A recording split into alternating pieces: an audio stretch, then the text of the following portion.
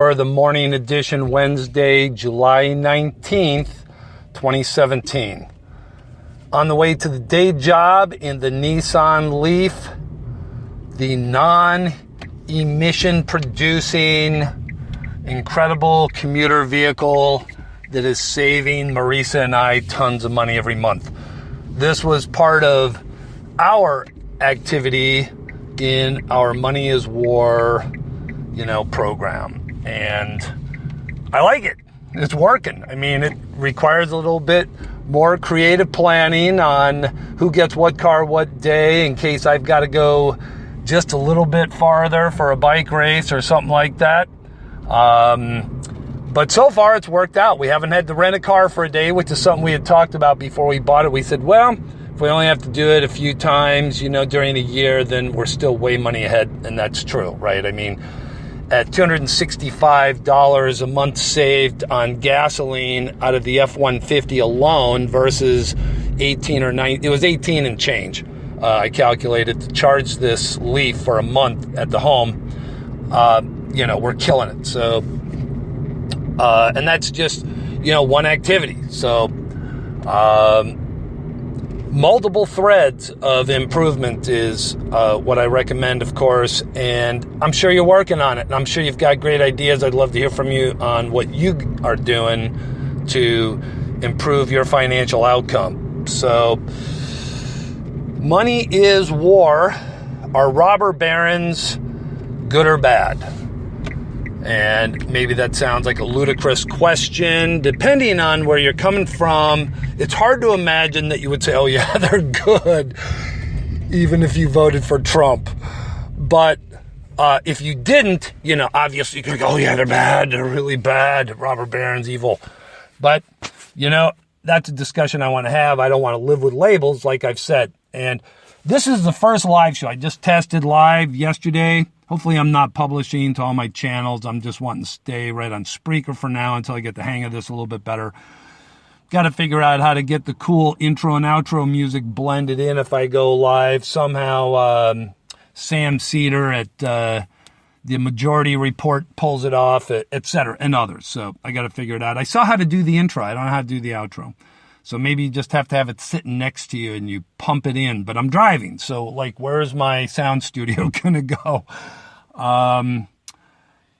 So anyway, let's just read something.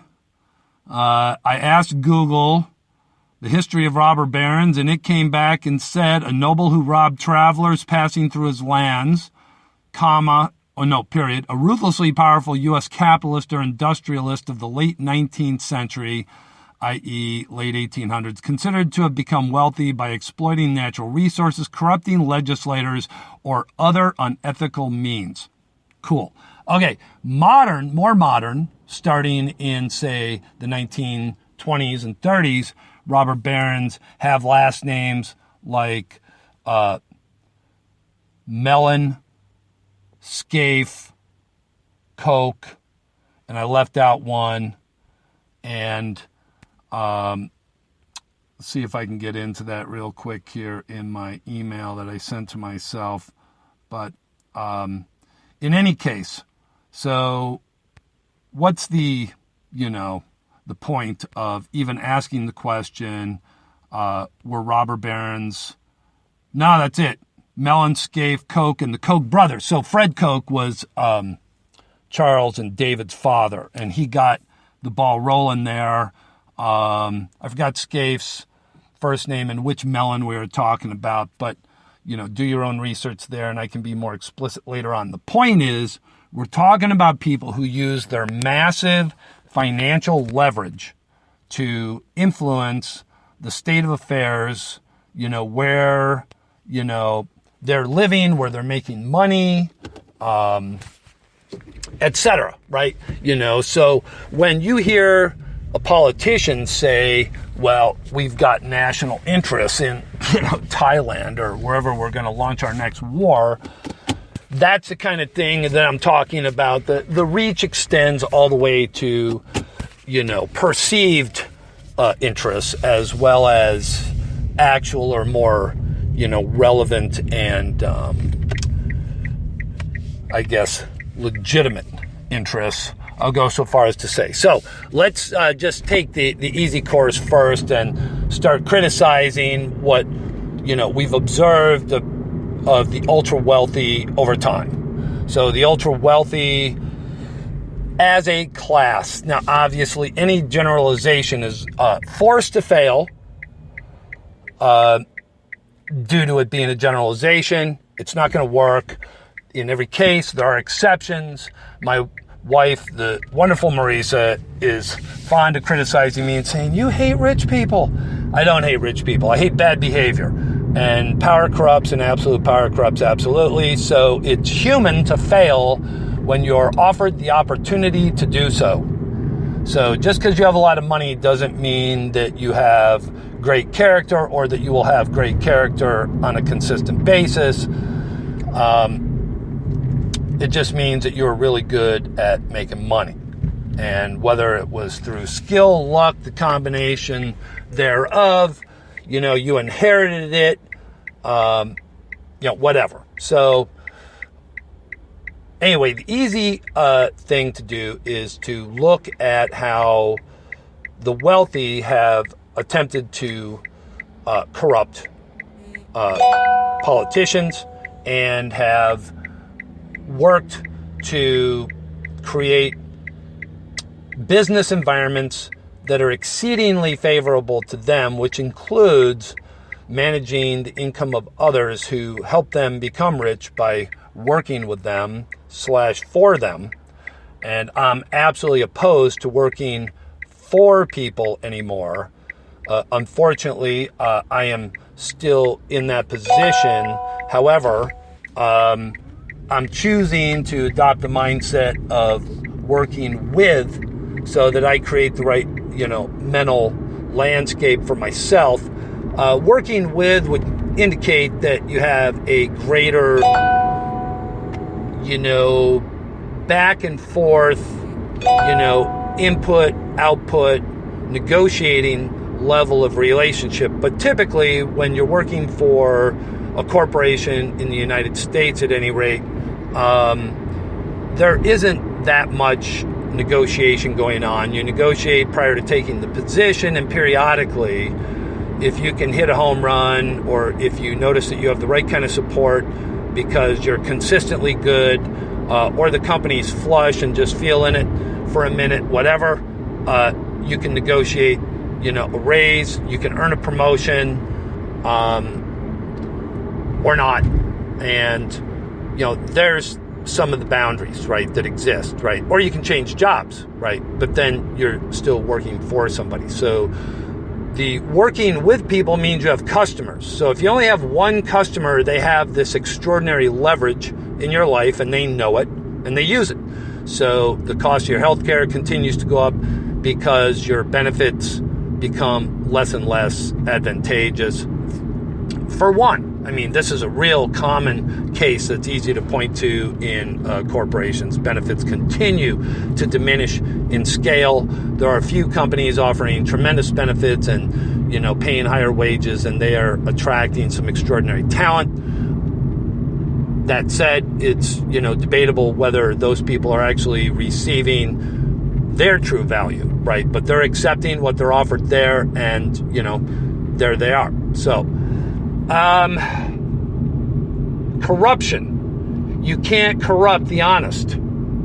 So I hold, the politicians and the U.S. citizenry to blame for corrupt politicians because we've allowed the system that exists to remain in place and we haven't bothered to modify it in ways that would protect us from special interest. I'm not well versed in the writings or the speakings of any of the robber barons that I listed by name, with the exception of beginning to become familiar with Charles Koch. So I'm going to focus a little bit on some of things that he has said and maybe a little bit on some things that other people have said about him. So I don't understand why this dumb truck is doing something that it's doing. I guess I'm going to be okay. Wow, stuck here on 900. Woo! Anyway,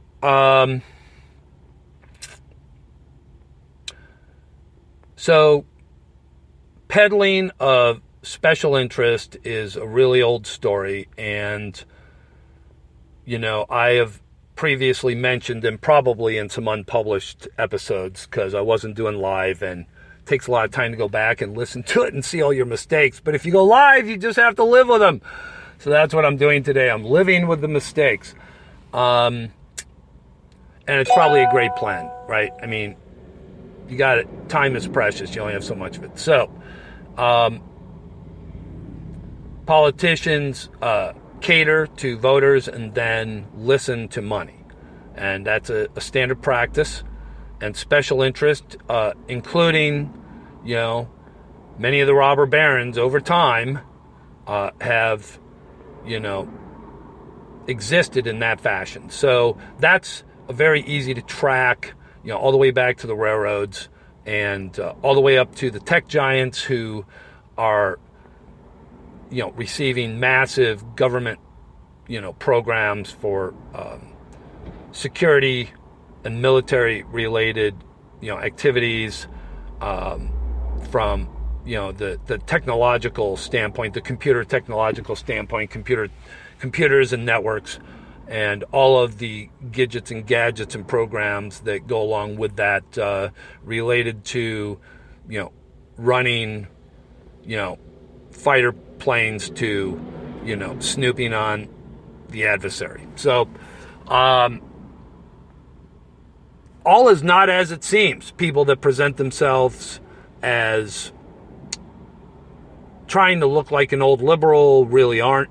And some people, maybe Charles Koch included, who looks like the devil incarnate, really aren't, right? Most people are probably somewhere in the middle, and we're all accountable. That's definitely a theme of Money is War. I am accountable. You are accountable. And if you want to see change, you have to make it happen. Don't expect other people to do it for you. That's not their job. They're trying to change things for themselves. Your job is to change it for yourself. And if you're incapable of that, or if you're incapable of considering it, you know, you've got other work to do so that you can build up to that. Otherwise, you better find an extraordinary benefactor that is willing to take care of you for the rest of your life, which I don't advocate, because that'll run out too. You're not in charge of that relationship. So figure it out and get the help that you need. Or if you're in good shape right where you are, you know, hopefully you're ahead of where I am. And anyway, so robber barons, financial leverage. I think that one of the details I'm going to bring up, and it's at the end of chapter 2 of Dark Money, talks about when the very top income tax bracket went from 70% to 28%. And I am positing, and I'll prove it or not, but that from that moment forward, property prices relative to middle-class incomes began to rise.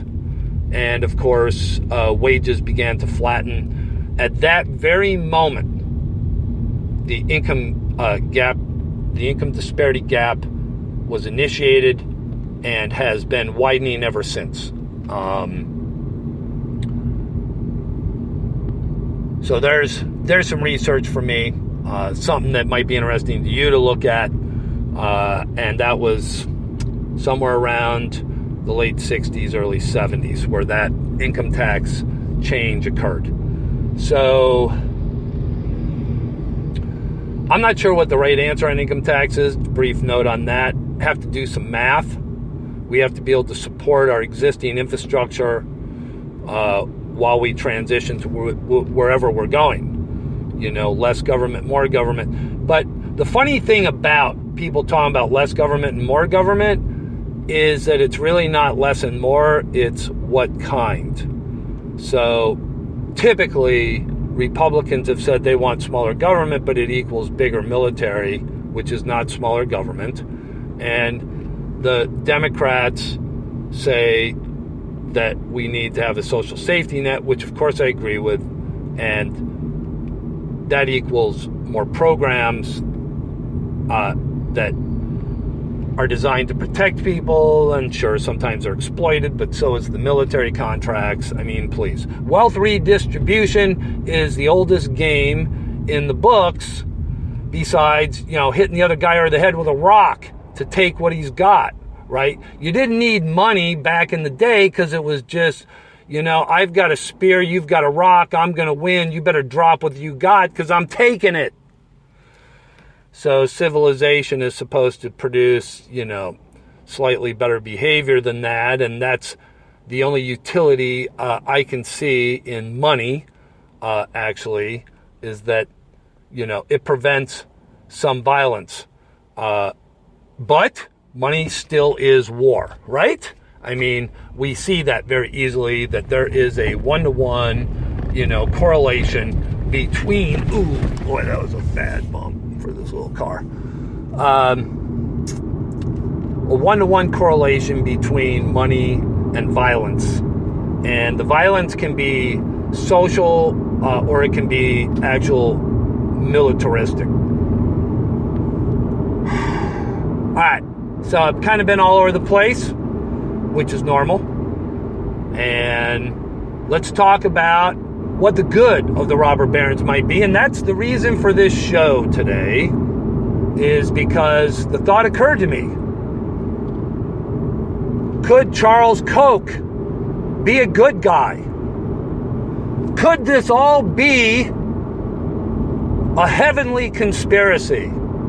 That he knows that if he acts like the bad guy, he'll spur the heroes into action, and ta-da, over time, good things will happen, and no one will ever know how amazingly he planned it all out, and that God will reward him, but no one will ever know how good a guy he really was.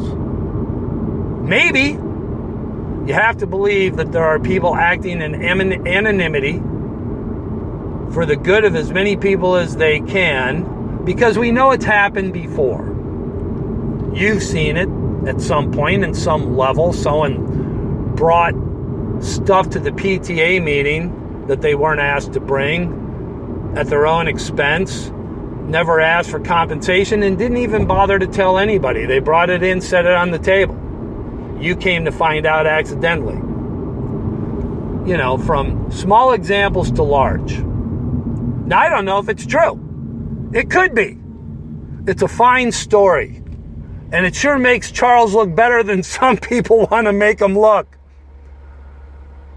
On the surface, it's very easy to look at his manipulations through, what do we call them? Philanthropic foundations. I forgot what other way we might describe them, but he's got hundreds of millions of dollars spent over the last, couple of decades. I'm not sure how many millions, but it's definitely hundreds of millions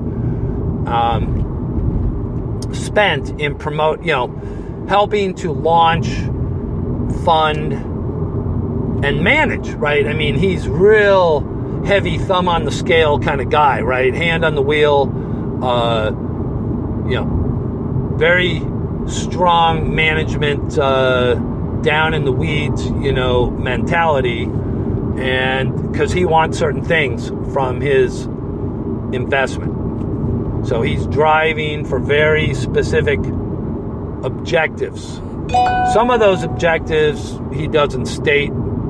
It would make him sound too selfish, but it's easy to imagine, since that you get up and think about yourself all day long, every day, that's what he's doing. He got up and he's thinking about Charles today, right? So he's doing what he needs to do for Charles, and that's correct. I mean, considering the condition that you're in, and that you can't count on anybody since your parents, hopefully, to feed you, you've got to look out for number one. I mean, where civilization comes in is we try and make it a little bit nicey, so we're not just lopping each other's heads off while we're trying to get what we need that day, and find a amicable way to go, and then, implement these things we call moral codes to, try and make it even more enjoyable and build ourselves up towards what, we're capable of being as human beings. And who knows what that is, because we're a long ways from it.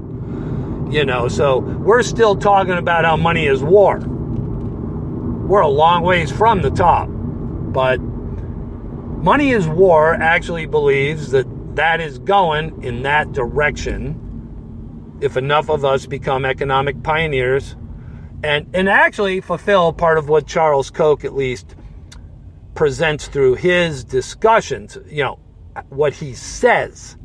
I don't know enough about his operations yet to say if his actions speak as loud as his words. I'm going to guess they don't. I'm going to guess that they do to some extent, and I'm saying some extent as would be agreed upon by a wide majority of people. I'm sure that he's convinced that his vision of what empowers people to be economically successful is what he's aiming at. I don't agree with everything he's doing, and I know that he doesn't have a transition plan. So he's like the Republicans that want to repeal Obamacare without something to step into ahead of time. It's a massive mistake. It's going to create massive hardship. And the world goes on, but you damaged people. It's just like the recession of 2007. People should have gone to jail because it was worse than murder. They knew what they were creating, and one person did some jail time. One company went out of business, Lehman Brothers. Please. It was hideously corrupt, selfish, immoral behavior. White-collar crime is not punished to the degree it should be because they're the people writing the laws. They've got the money to influence you, get elected. They write the laws on their own benefit. So if you don't become equal, which right now you're not, you get to vote. They let you go vote. And then they answer to the money. So you're not equal because you don't have the kind of influence you should have. And if that sticks in your throat, I'm glad, because I'm not equal today either. It should gall you. Yes, it should. But you cannot legislate good behavior. And try as the founding fathers might, the great old founding fathers, let's laud them to the high heavens.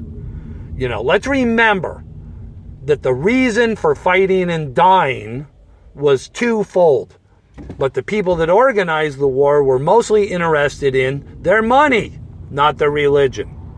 A lot of people came here because they wanted to practice their religion and have freedom of religious practice, which, by the way, is what separation of church and state is about, not the imposition of your religious beliefs on the secular state. The government is meant to be secular so that everyone can practice their religion, including Muslims, America.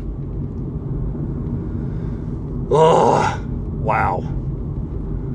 What are we we're only in the top 24 countries in terms of rating on freedom, right? We're not even close to the top anymore in terms of overall freedom indexing. And, go ahead, have your arguments. But do your own research. Don't just yell at me right now. Go read something. Go at least Google for a few hours and do some reading and look at the reports. And you'll see that, you're going to find the one I found where we're like 23rd in the world. So the richest empire that the world has ever known and the most powerful militarily is not the most free. So it's up to you and me, right? You want to be free? You got to fight for it, right? Blood of patriots, blah, blah, blah. You're not going to win with a gun because it is the single largest military power that history has ever known. Take all the rest of the empires put together and send them our way, including China and Russia today, and we're going to crush them, right? We may suffer tremendous damage at the same time, and the world would never be the same, but we're going to win. So get over the idea that you should be a member of a militia and put your gun down, put it back in the cupboard, and if someone breaks into your house at night, shoot them, okay? If that's what it takes to protect yourself. You're not allowed to just shoot them because they walked into your house, right? They do have unbelievably, you do have to be being assaulted beyond maybe what you should have to be to protect yourself on your own property. But be careful with your gun so you don't go to jail when it should have been the other guy. Guns are not the answer because the state controls the guns. You don't. Put down your gun and think money. Win with money. All right, back to the robber barons. The main reason that it's very easy to say that the robber barons are good is because they force you into action, or not. You can be one of the ones that sits back and just keeps taking what you're given, and the heel of the boot grinds into your neck vertebra and finally snaps you, and you're nothing. Right? You just are one of the people waiting to die. You must take action. This is not a political party discussion. This is about money. This is how you become equal, right? It used to be a spear, and then a sword, and a bow and arrow, and then a rifle. It's not that anymore, people. You can't be equal with a rifle, and that's why the terrorists can't win. They're not going to win. They don't have enough money. And they're never going to have enough money because they're extreme. That means they're out on the edge of what anybody would ever think is the right way to go about things. They're wrong, right? They're out of the norm. They're way too far out of the norm. They have a message, but they're not finding the most effective and efficient way to distribute that message. One of the things that they're saying is that the United States is crushing their culture by foreign wars. Hey, guess what? Charles Koch says he's against those. Libertarians say they're against them. Great, I'm a libertarian. Whatever. It's a label. Let's take one issue on at a time. Foreign wars are almost always wrong. Did we have to fight World War I and II? I think so. Did we have to fight Korea? Other people say we did. I'm not convinced. Did we have to fight Vietnam? Absolutely not. Did we have to fight Iraq? Absolutely not. Did we have to be in Afghanistan? Of course not. Is there internal corruption that's linked to 9/11? I think so. Does that make me a kook? Maybe in your eyes. I'm saying wake up, put on your big boy and big girl pants and say, you know what? Life is fluid.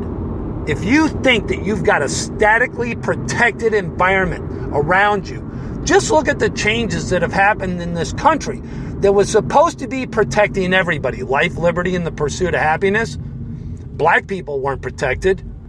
Chinese people weren't protected. Japanese people weren't protected. Mexicans aren't protected now. But we made progress socially.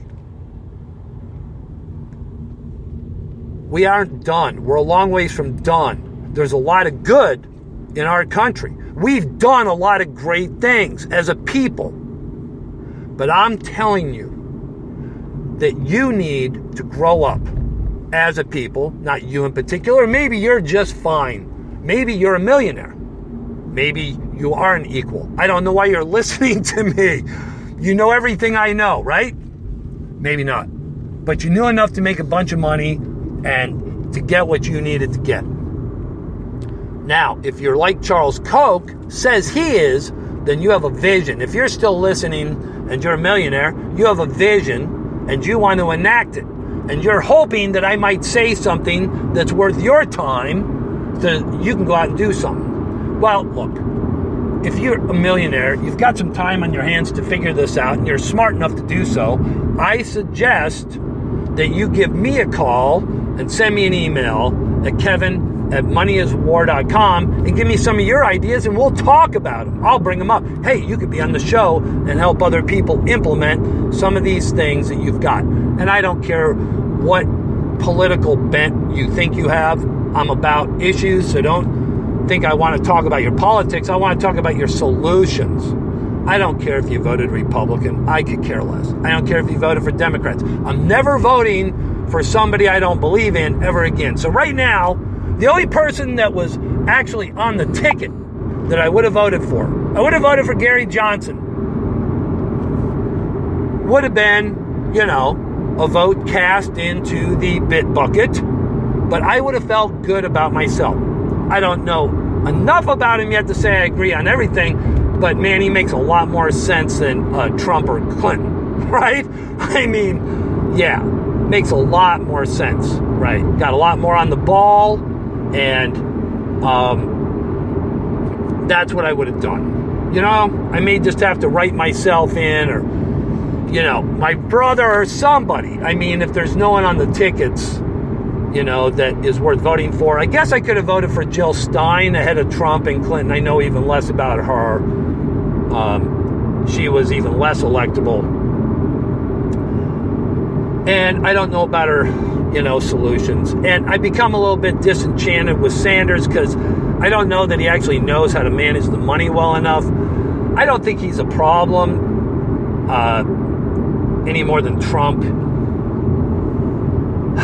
But special interest has got to go. We need government reform so that we can resist special interest. Like, you know, Warren Buffett and Charles Koch both talk some pretty sane game, but they're, you know, they're still taking advantage of every tax break that there is for them, you know, and some people would have to say, well, they'd be idiots not to. Well, I don't see them working real hard, you know, to change, you know, the world, so to speak.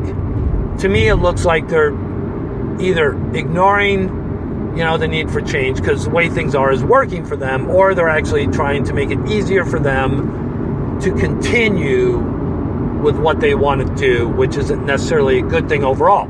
So back to why are they good for us? Because they should be forcing you through the sheer pain of recognizing their influence, their decision-making power in your daily life. They're telling you what you have to do today, along with the people that they buy. And I'm not saying Warren Buffett and Charles Koch are enemy number one. They're real easy to pick on because of how much influence they have and that they exert. Charles Koch is easily the single most powerful influencer in America over the last decade, and he is accelerating. Hey, God bless him. He's over 80 and he goes to work every day. That's a wonderful thing. It's great. There's a lot of things he does on principle that are admirable. I don't know if I like him. I've only heard one interview, and I suggest you go listen to it. If you don't know a thing about Charles Koch, you can start with two things: Jane Mayer's Dark Money and Freakonomics interview 1 and 2 with Charles Koch, entitled something like Should I Hate Charles Koch? Episodes 1 and 2 from, I believe, last month, June of 2017. And you're going to get two very different views of that individual. And it should make you start thinking a lot. So anyway, let's do something more down to earth for the last minute or two, approaching the day job. My one customer, and I'm changing that. Oh, I am changing it. Yeah. Anyway, I'm close. I didn't make the deadline. In fact, I am months off of my deadline for releasing a free ebook on Amazon, about 100 ideas with hopefully some inspirational, you know, bits and historical important bits to go along with those 100 ideas about you starting your own revenue streams. So I just want to mention that again. That's coming. Hey, if you find this, whatever feedback you got, I want it. I mean, if you're just going to swear at me, please, you know, whatever. Get it off your chest. Let it all out. If that's going to help you today, by all means, expend that emotional energy so you can get in a more positive frame of mind and go do something for yourself. And the rest of us, hopefully, right? I mean, I am a big believer in the utopian outcome. I am a huge believer in happy endings, and anybody that says they believe in God has to say that. And I don't think you can say you're a believer in negative endings by definition if you're an atheist. You may be uncommitted, you know, on outcomes, But you have to believe, if you're an atheist, in the power to create. So then that's a decision point, right? And I like that, right? Because we do have to decide that we're going to change our lives, right? We have to get up today and bam, here it is. It's today again, right? Tomorrow never gets here. And what am I going to do today? So anyway, I've got my momentum built back up again here this week, fired up. Hopefully you are. Wish you a great day and would love to hear from you. Kevin Stone O'Brien, Money is War. I am out.